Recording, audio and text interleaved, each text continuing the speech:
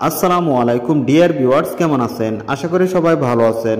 Viewers, আজকে এই ভিডিওর মাধ্যমে আপনাদেরকে যে বিষয়টি আপনাদেরকে আমি শিখাবো সেটি হচ্ছে, আপনারা যারা অলরেডি সৌদি আরব নতুন চলে আসছেন অথবা আসবেন, তারা অবশ্যই জেনে থাকবেন সৌদি আরবে আসার পর যখন এয়ারপোর্টের ইমিগ্রেশন ক্রস করবেন, তখন আপনার সকল কার্যক্রম শেষ হওয়ার পর আপনার পাসপোর্টে তারা সিল মারে এবং সিল মারার পর একটি নাম্বার লিখে দেয়। আপনারা স্ক্রিনে যে নাম্বারটি দেখতে পাচ্ছেন, এটা হলো একটি পাসপোর্ট এবং সেখানে এই নাম্বারটি লিখে দেন তারা। আর এটি হলো হুদুদ নাম্বার এবং যেটাকে ইংলিশে বলা হয় বর্ডার নাম্বার। অর্থাৎ আপনি যখন সৌদি আরবে এন্ট্রি হবেন, তখন যতক্ষণ পর্যন্ত আপনার আকামা বানানো কমপ্লিট না হবে, ততক্ষণ পর্যন্ত আপনারা এই হুদুদ বা বর্ডার নাম্বারটি ব্যবহার করে আপনার সকল তথ্য অনলাইনে দেখতে পারবেন, বা সাধারণত এই নাম্বারটি দিয়ে আপনাকে যে কোনো সময় যাচাই করতে পারে, যে কোনো সময় যে কোনো পরিস্থিতিতে। অর্থাৎ আকামা নাম্বারের মতো এটি ব্যবহার হয়ে থাকে যতক্ষণ পর্যন্ত আকামা বানানো না হয়।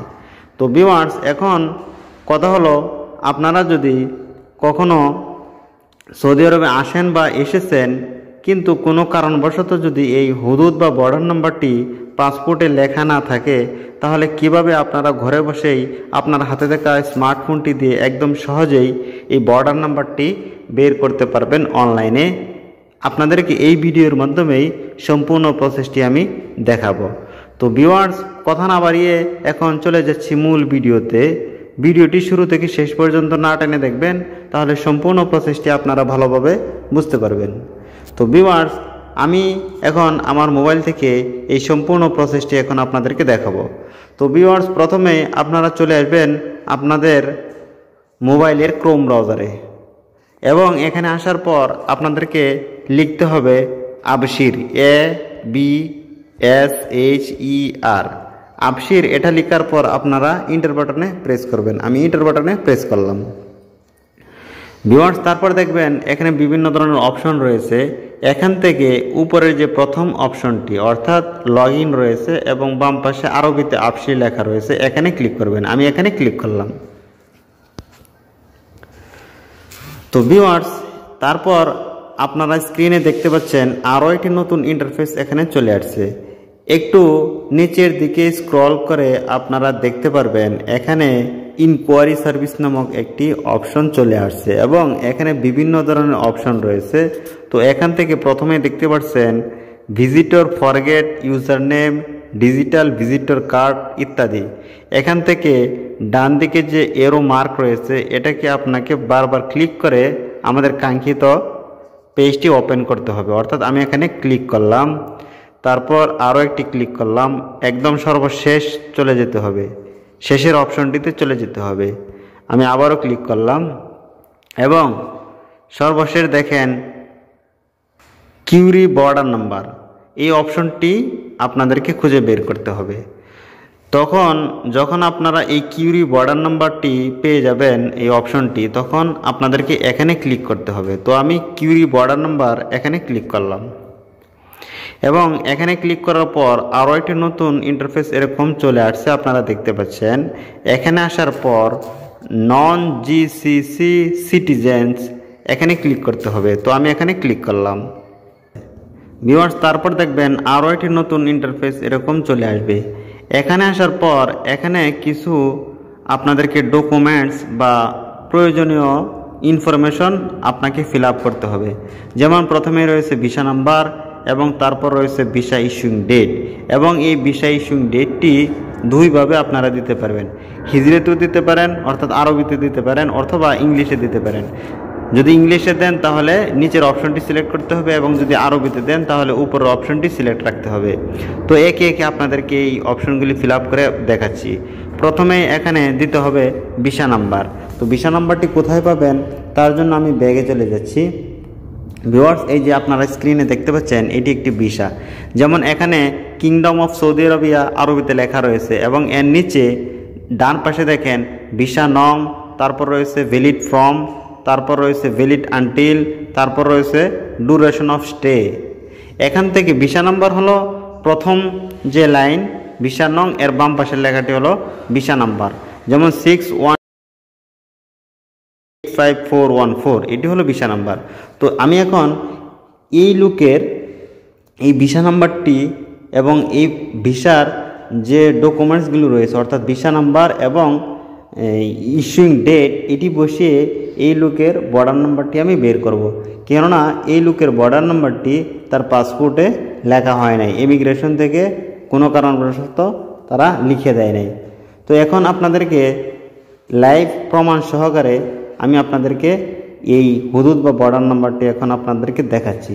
যেমন এই ভিসা নাম্বারটি 655, আমি এই লেখাটি অর্থাৎ এই ভিসা নাম্বারটি বসিয়ে দেব 655। তারপর রয়েছে 814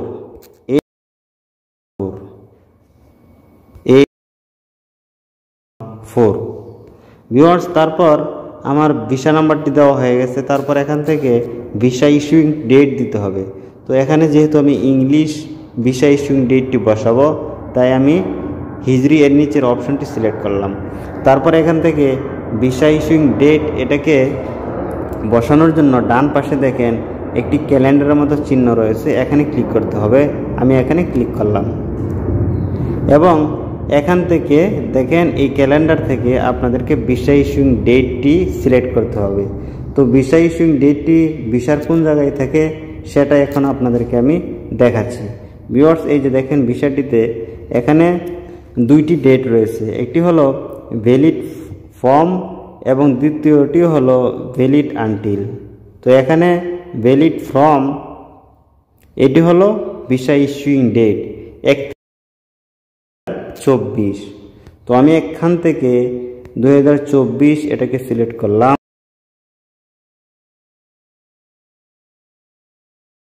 মাস সিলেক্ট করলাম এবং ডেট সিলেক্ট করলাম এবং আরও একবার ক্লিক করলাম। ভিউয়ার্স, আপনারা দেখতে পাচ্ছেন 2024 অলরেডি সিলেক্টেড হয়ে গেছে। তারপর আমাদেরকে যে কাজটি করতে হবে সেটা হলো, আপনারা নিচে দেখতে পাচ্ছেন একটি কোড রয়েছে, ইমেজ কোড। এই কোডটিকে নিচে বসিয়ে দিতে হবে সেম। এটা আপনাদের ক্ষেত্রে অন্য নাম্বার আসতে পারে। তো এখান থেকে 6203 এটাকে আমি বসিয়ে দিলাম।